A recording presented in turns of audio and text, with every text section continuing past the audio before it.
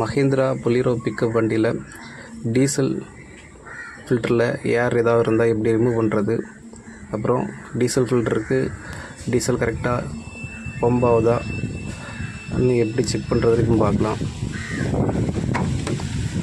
வண்டியோட இக்னிஷன் கீயை ஆன் பண்ணுறேன். இக்னிஷன் கீயை ஆன் பண்ணோடனே வண்டியோட டீசல் டேங்கில் இருக்க diesel pump diesel motor run ஆகி டீசல் ஃபில்டருக்கு டீசலை ஹை ப்ரெஷரில் பம்ப் பண்ணும். இப்போது இக்னிஷன் கீயை ஆன் பண்ணிட்டேன். இதுதான் அந்த வண்டியோட டீசல் ஃபில்ட்ரு.